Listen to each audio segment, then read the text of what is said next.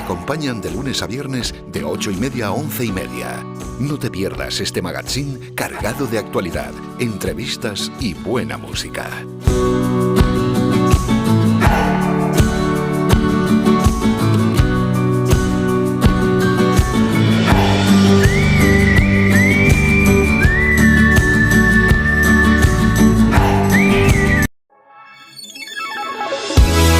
Los eSports en la onda.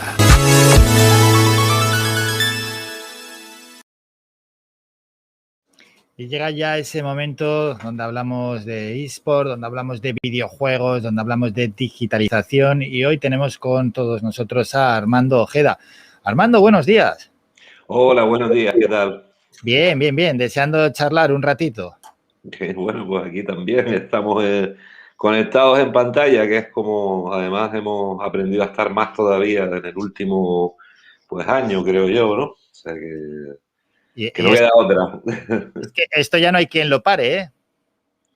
Sí, hombre, yo creo que esto ha acelerado las tendencias en muchos sentidos, ha cambiado los hábitos, como siempre, en las partes que menos podíamos prever de nuestro día a día. Por ejemplo, la gente ya reserva para ir a un restaurante como tónica habitual, algo que por estas latitudes no pasaba tan a menudo, y con lo digital pues se ha acentuado muchísimo más la tendencia, y diría que además se ha quitado de encima alguna leyenda negra por el camino.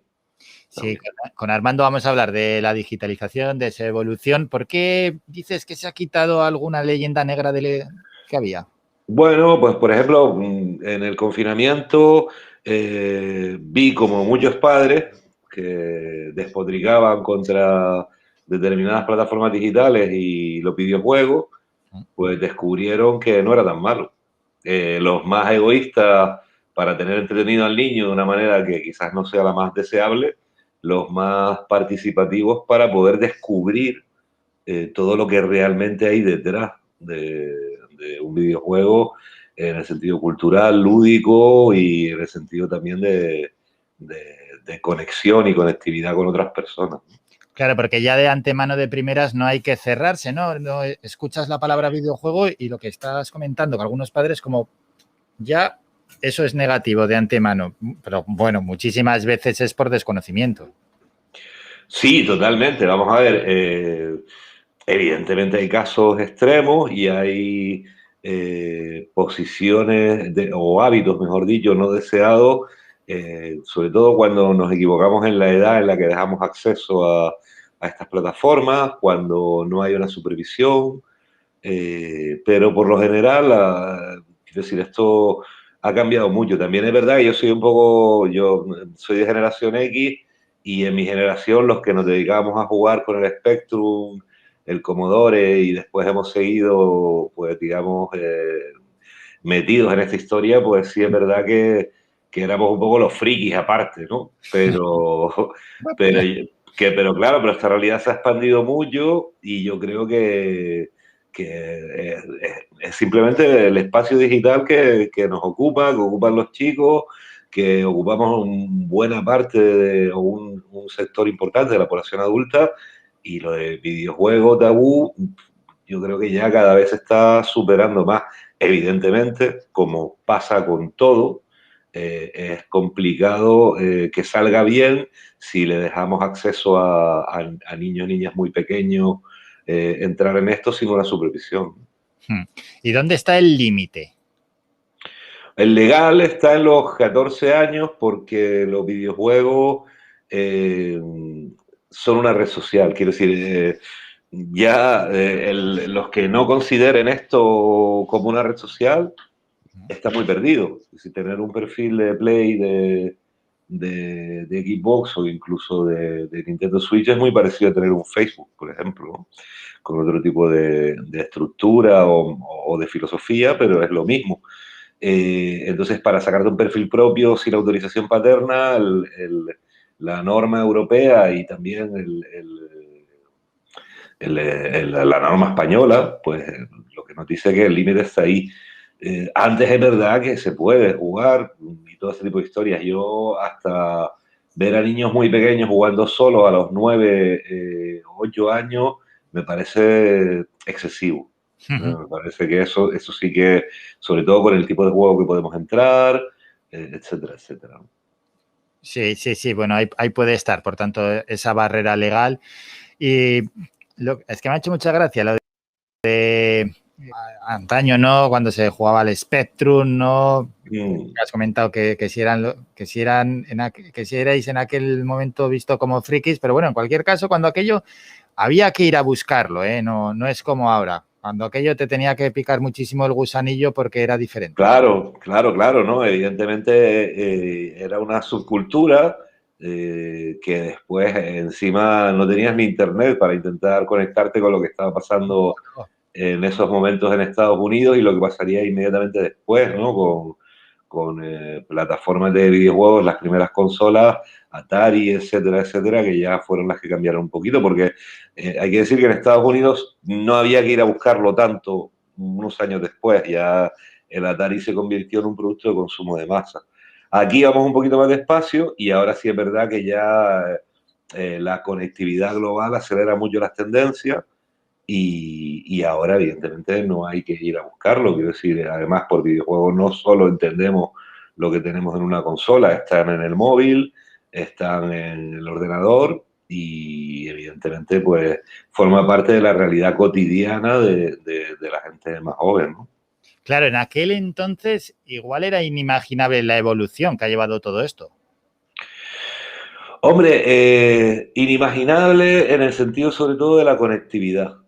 Eh, porque todos enseguida, desde que nos pusieron un campo de, por ejemplo, de baloncesto virtual con los primeros juegos de NBA o aquel Fernando Martín muy rudimentario, pues ya te imaginabas que eso podía ser mucho mejor. No costaba mucho imaginárselo si realmente estabas metido en la historia. La conectividad social y la conectividad a través de Internet sí era algo más complicado porque realmente no teníamos la cabeza amueblada para asimilar todo esto. Bueno, algún escritor de ciencia ficción como William Gibson, que sí supo anticipar lo que iba a ser Internet, pero antes incluso de que llegara Internet, pero la verdad es que nosotros no teníamos ni idea de esto, ¿no? Después es verdad que habían unos primeros intentos de jugar en línea y tal, pero claro, cuando los modems te iban tan lentos, cuando la cosa no estaba tan dura para conectar entre jugadores, pues sí es verdad que eso sí que costaba. Y sobre todo costaba imaginar que fuera algo socialmente mainstream, ¿no? Que fuera algo que estuviera generalmente aceptado por todos. Ya, claro, y en aquel entonces donde la información que había sobre los videojuegos llegaba a través de las revistas y poco más. Sí, del boca a boca mucho también, del boca a boca y de empezar a contactar con gente que estaba en lo mismo que tú. Te sorprendería saber también que había gente que programaba, que después, ahora hay todo un movimiento retro en Canarias, hay un grupo que se llama Canaria Go Retro que mueve mucho sobre eso y en eSport Talent pues también se está al tanto un poquito de ese tipo de movimientos, ¿no? Y gente pues mayor que se recrea las plataformas para seguir jugando aquellos primeros títulos con música de 8 bits y todo esto, ¿no? Que son además, por ejemplo, esos primeros Mario de 2 dimensiones, el Donkey Kong y tal, son además muy interesantes para los niños que empiezan a iniciarse en esto porque les damos un videojuego que no está hasta el último detalle programado gráficamente súper bien, Claro. que desarrolla la imaginación, que permiten jugar juntos y de hecho en fiestas de cumpleaños antes de pandemia de 11 niños de 10, 11, 12 años jugando en el al Mario por turnos y tal, pues es sorprendente la vigencia que tienen esos juegos. Sí, aparte de la sencillez, claro, para iniciarte. Sí, desarrollas la imaginación, que es un apartado muy importante, no te lo da todo hecho. Evidentemente, ya si hablamos de juegos como, pues incluso de un contenido más bélico, pero celebremos Fortnite o grandes juegos de historia, pues evidentemente el desarrollo gráfico brutal y es una experiencia más inmersiva, ¿no? no tienes que desarrollar tanto lo que se construye alrededor del juego, ¿no? Qué bueno es lo del movimiento retro en Canarias. Bueno, ahí están los nostálgicos también. Sí, también hay que decir que no son pocos. En España, que es un país en el que se juega de media antes de pandemia, unas 6 horas a la semana eh, a videojuegos, lo cual es muchísimo, eh, considerando que hay esta población adulta, pues hay bastantes adultos que juegan, ¿no? No tengo los datos exactos por ahí, pero por lo menos el 40% de la población ha jugado alguna vez y hay un tercio de adultos hasta 40 años que juega habitualmente. Y también te pones a pensar, y es lo lógico, quiero decir, por el coste del producto, de cuánto cuesta una consola, de cuánto cuesta una suscripción, un videojuego. Esto no es un hábito de adolescentes, hace tiempo que no lo es. Hay mucha gente adulta que llega a casa y se pone a jugar o que se organiza las partidas los fines de semana. Y no hablo de adultos de 20 años, hablo de gente mayor. Sí, sí, sí, sí. Bueno, y esto, Armando, ¿hacia dónde tiende? Si se puede vislumbrar, si es posible, ¿no? Saber hacia dónde va a tender todo este universo de digitalización. Hombre, mi experiencia personal y lo que uno puede ver es que estamos eh, en un universo que puede sustituir a lo que en su momento puso o supuso la televisión.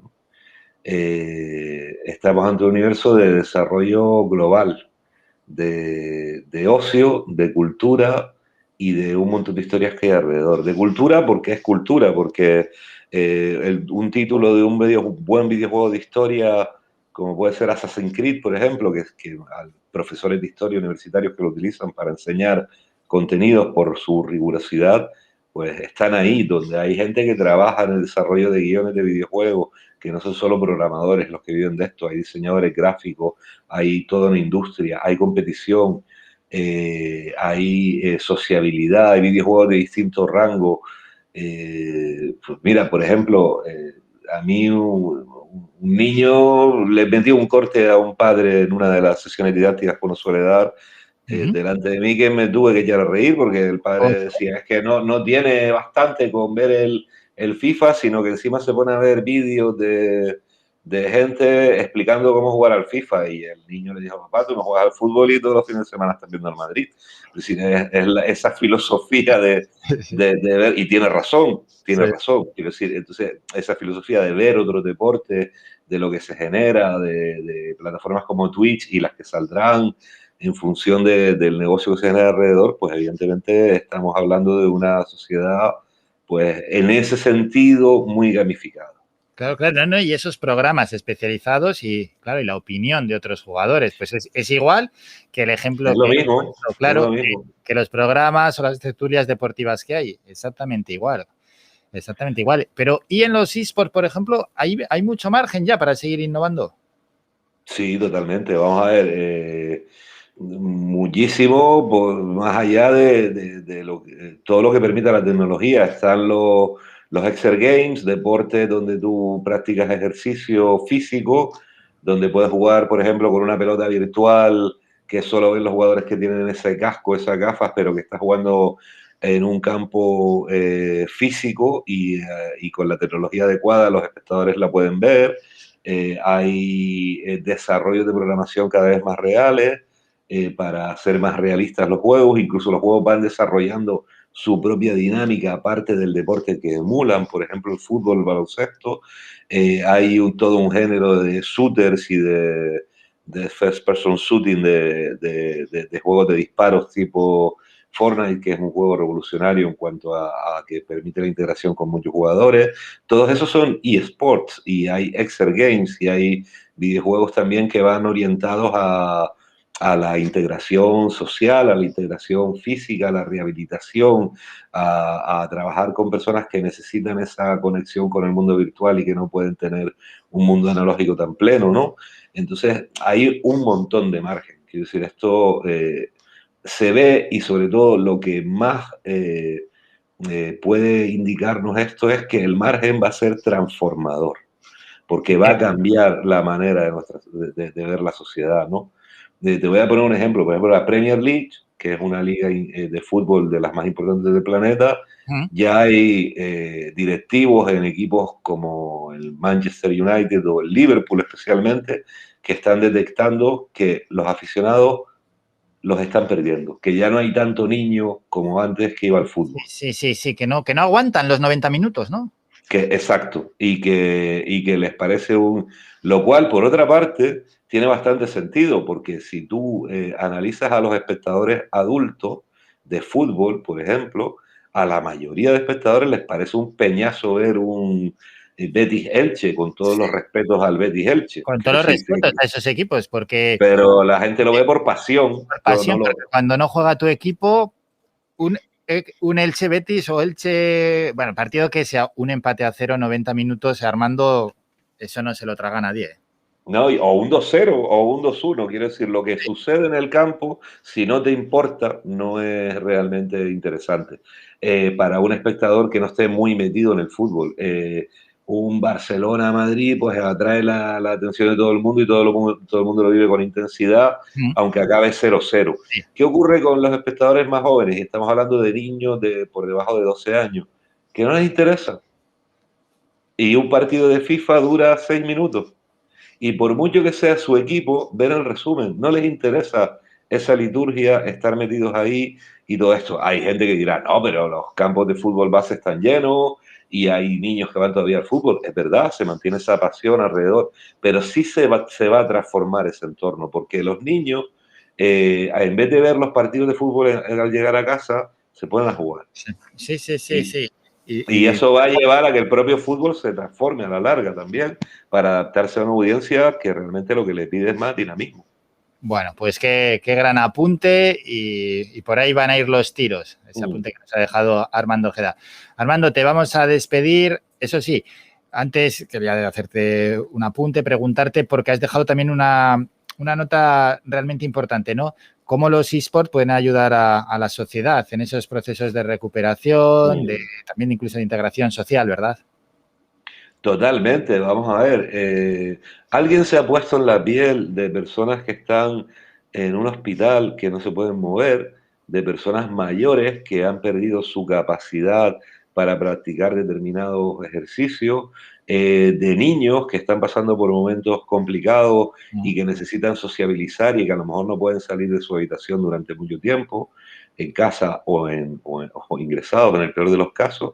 De gente que tiene discapacidad, que puede competir en igualdad de condiciones con otras personas en una pantalla. Es que esto es alucinante. Quiero decir, esta es la herramienta social soñada por muchos para poder integrar, dar alegría, inspirar a un montón de gente que está pasando estas situaciones, ¿no? Y yo animo a todo el mundo que tenga proyectos en ese sentido que se lance, porque la gente es muy agradecida a la hora de recibir este tipo de ayuda, ¿no? Me parece ciertamente muy de desconocimiento profundo ignorar este potencial tremendo que tienen los videojuegos y el entorno digital para que estas personas vivan con intensidad. Pues así es, esta digitalización bien entendida, sin duda alguna, es una muy buena herramienta. Un placer charlar con Armando Ojeda. Igualmente. Gracias, muchas gracias por estos minutos. Un saludo. Saludos.